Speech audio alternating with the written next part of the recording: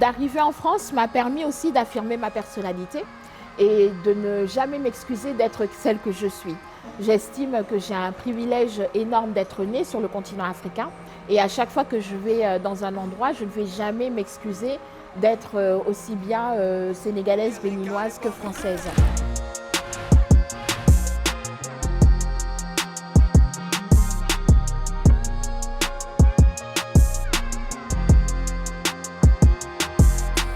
Je m'appelle Gaëlle Prudencio, j'ai 41 ans, je suis franco-sénégalaise et béninoise.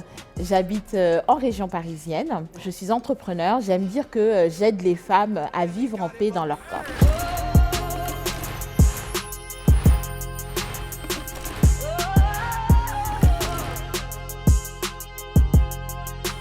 Alors aujourd'hui, nous sommes à la Villa Saint-Jean qui se trouve à Cotonou, dans le quartier Sikekodi. Je suis née, j'ai grandi au Sénégal et de parents d'origine béninoise qui sont aussi nés et ont grandi au Sénégal. Et il se trouve que moi, je ne connaissais pas vraiment le Bénin. Je venais en vacances quand j'étais petite et c'est seulement il y a un peu plus de 7 ans, lorsque j'ai décidé de créer ma marque de vêtements, que je suis venue ici au Bénin pour acheter des tissus et pour trouver des tailleurs, que je suis tombée amoureuse tout simplement de mon pays et que j'ai entamé un chemin vers la découverte du Bénin, mais aussi un chemin vers la découverte de mon identité.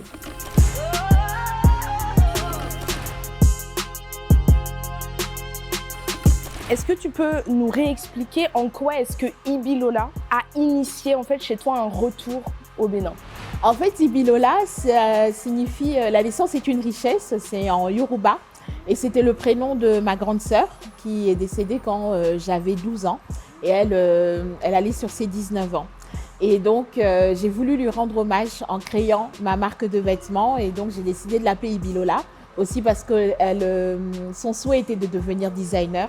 Elle était vraiment très douée. Et donc, quand je me suis lancée dans la création d'une marque de vêtements, j'avais vraiment à cœur de lui rendre hommage et aussi de pouvoir retourner vers des endroits qu'elle a aimés dans sa vie, notamment le Bénin. Elle a habité au Bénin pendant une année.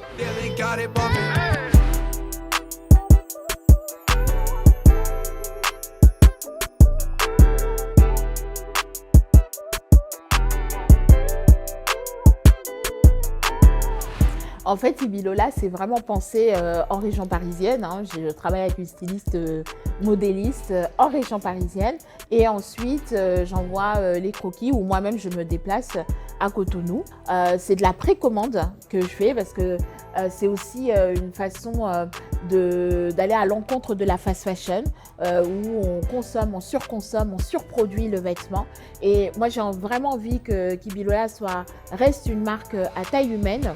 Une marque qui a des ambitions éthiques, c'est mettre un point d'honneur aussi à vraiment travailler avec des créatifs ici. Ce n'est pas uniquement les artisans, pas uniquement les tailleurs, mais c'est aussi les photographes sur place, les maquilleuses, les coiffeuses. Hey babes! Alors, je suis aujourd'hui au marché. On est en train de chercher des tissus pour les nouvelles collections. Et figurez-vous qu'avec Omar, on a trouvé la bête.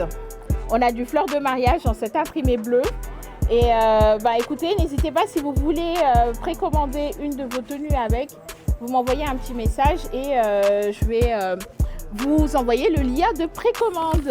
On est quand même vachement pudique en fait dans nos communautés, dans notre culture. Et moi, je décide de raconter ma vie sur Internet. Mais qui fait ça? De parler de certains sujets comme la santé mentale qui sont très tabous dans nos cultures mais qui pour moi sont primordiales en fait parce qu'on va parler de santé physique, de santé financière mais oui, la santé mentale c'est primordial et parce que on n'arrive pas à aborder certaines questions, eh bien on a aussi du mal à se développer en tant que personne, en tant qu'individualité et c'est cette richesse que m'a apporté le fait de vivre en France, c'est vraiment de pouvoir réfléchir sur moi en tant que moi en fait. Est-ce que c'est aussi important pour toi de valoriser en particulier l'entrepreneuriat féminin au Bénin et plus largement sur le continent? On baigne dans l'entrepreneuriat féminin quand on est ici et moi ça m'inspire énormément. Peut-être que mon côté entrepreneur vient en fait vraiment de mes origines yoruba, du fait que je suis béninoise. Il y a une nécessité, mais c'est aussi un état d'esprit. C'est-à-dire que toutes les femmes béninoises que je croise, que je rencontre, ont tout un business. Personne ne dort. Voilà. Et lorsque j'ajoute un contact sur WhatsApp, il y a toujours un moment où je vois des statuts où elles sont en train de vendre un produit. Et là, je me rends compte que ouais, en fait, tout le monde travaille, tout le monde a un business et tout le monde développe son entreprise. Et moi, ça m'inspire énormément et ça m'encourage à continuer en fait.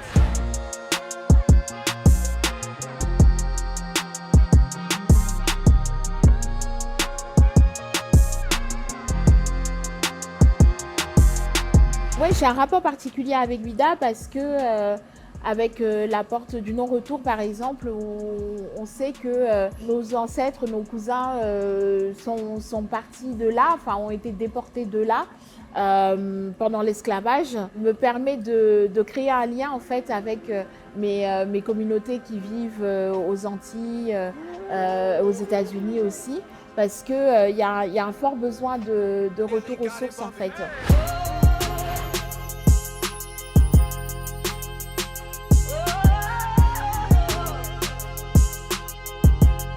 Enfin, il y a beaucoup de personnes qui sont en perte de leur identité.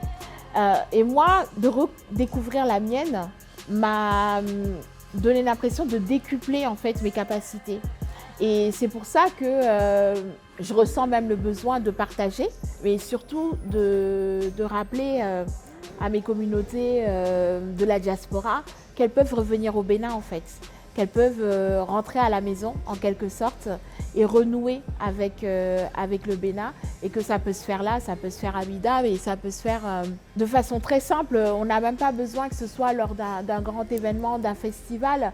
C'est vraiment faites le chemin, quoi. J'ai même des personnes qui sont nées au Bénin et qui sont parties il y a des années, qui ne sont plus jamais revenues ici, qui lorsqu'elles voient mes publications me disent merci de me faire découvrir mon pays et grâce à toi j'ai envie de venir. Et il y en a qui sont venus, il y en a que j'ai croisé pendant les Vodun Days dans la rue et ça c'est l'une de mes plus grandes victoires en fait. C'est à partir du moment où moi j'ai fait le travail, aujourd'hui je peux aussi le transmettre. Je suis heureuse et fière de faire partie de cette génération-là de Béninois qui sont fiers de dire qu'ils sont Béninois. Et si ça peut partir de cet endroit très symbolique qui est la porte du non-retour, eh bien, allons-y, quoi, faisons-le ensemble et en fait, revenons ensemble, finalement.